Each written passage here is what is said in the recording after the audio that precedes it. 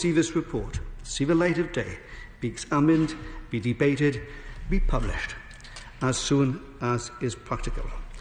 And with those few words, Madam Deputy Speaker, I look forward to the Minister's response. Okay. John Penrose. Thank you, Madam Deputy Speaker. And can I start by joining the chorus of thanks to both the Backbench Business Committee, but also to my right honourable and gallant friend for Holton, Price and Howden, and for the many other members on all sides of the House, some with personal experience of serving their country, our country, in the armed forces, who've contributed during the course of this debate.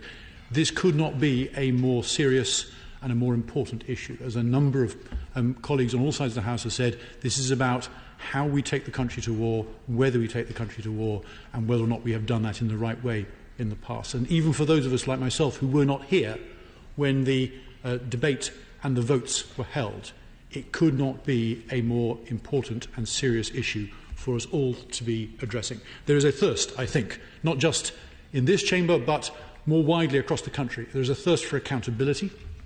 I think there is a thirst for closure, and there is a thirst for lessons to be learnt. And while I won't try your patience, Madam Deputy Speaker, by going over some of the history of the war itself, what I will try and do is try and address some of the questions which have been raised during the course of this debate and specifically posed about what happens from now onwards in order to get this report out as soon as we reasonably can.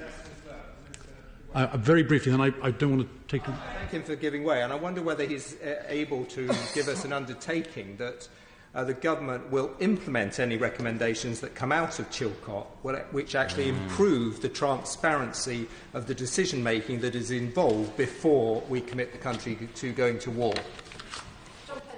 I think it would be premature for any of us to prejudge the results of Sir John Chilcot's inquiry, but I'm absolutely certain that we will all, on all sides of the House and more broadly, look extremely carefully at the conclusions, and I'm sure there will be a great number of lessons to be learnt.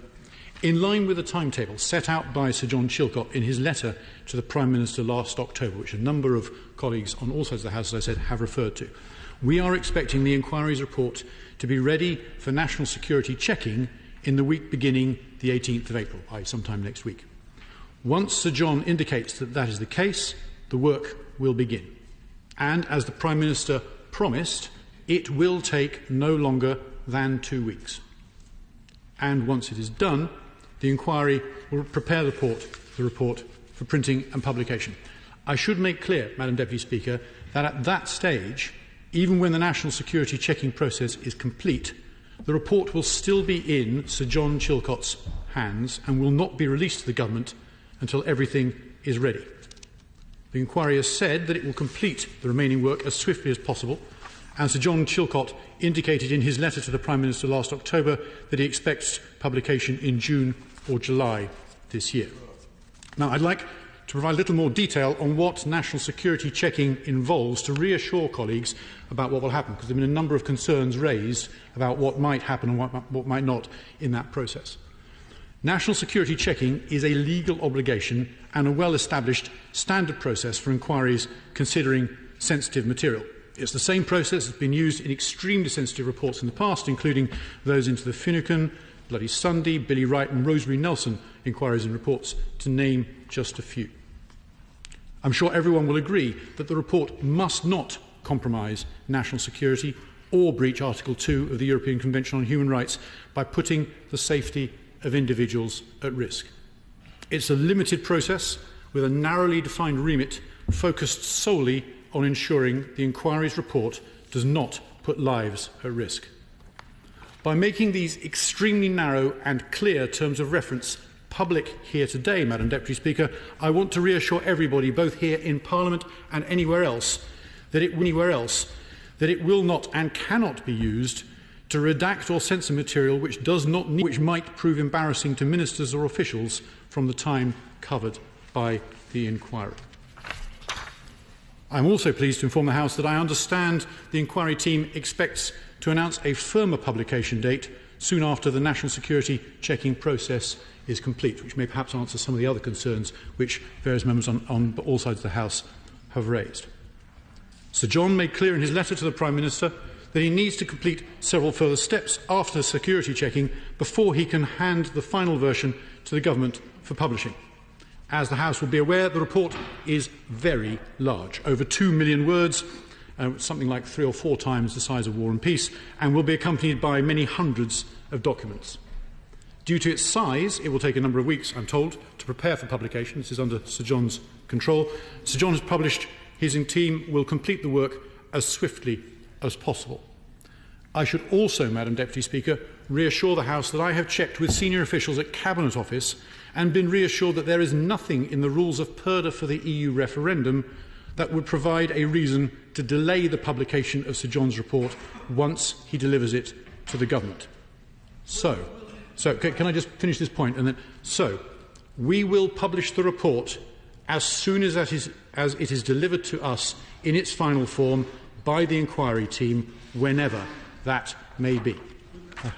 I'm grateful to my friend for assisting us on this, but the problem is Sir John Chilcot going to push this through and have the work done to create this large piece of work being done? In other words, will we only need to have a delay for the Prime Minister examining it, or will there be further delays? Well, Madam Deputy Speaker, what I'm trying to make clear is that the Prime Minister made a pledge that the government's contribution, which is the national security checking, will be done in 2 weeks or less, and we will deliver on our pledge. We do not, at that point, have control of the report. It still is in Sir John Chilcot's hands. He needs to complete the work. I'm sure he will have listened to the tone and tenor of the debate here, and he will understand the thirst to see the results of his work, the frustration that it's taken so long. But we are in his hands. It is an independent report, quite rightly. It needs to be objective. It needs to be independent from government. And we are in his hands as to the remainder of the work that needs to be done. But I can promise from the government's point of view that we said we would get the security checking done within 2 weeks, and we will. I also want to reassure the many colleagues on all sides of the House who I know have concerns about the interests of the families of service personnel who were killed or injured in the war. We will be discussing these issues with the inquiry once national security checking is completed, but I understand that the inquiry will be making suitable arrangements for families around the date of publication. In conclusion, Madam Deputy Speaker, I am grateful to all honourable members, right honourable members, gallant members, who contributed today to this debate. I think we all agree on the need for the report to be published as soon as possible. I'm sure we all appreciate as well the wishes of the families involved to understand why and how decisions were taken and any lessons that need to be learned. This is an inquiry looking at complex events over a 9-year period which evoke strong feelings on all sides of the political debate. I'm sure we all agree it is vital the inquiry completes its work on the timetable which Sir John Chilcot laid out in his letter to the Prime Minister last October, and then at last we will have the fully independent, heavyweight, evidence-based report which events of this importance demand. Parliament, the families of service personnel killed and injured in the war, and the country as a whole deserves nothing less. David Davis to wind up. Thank you, Madam Deputy Speaker.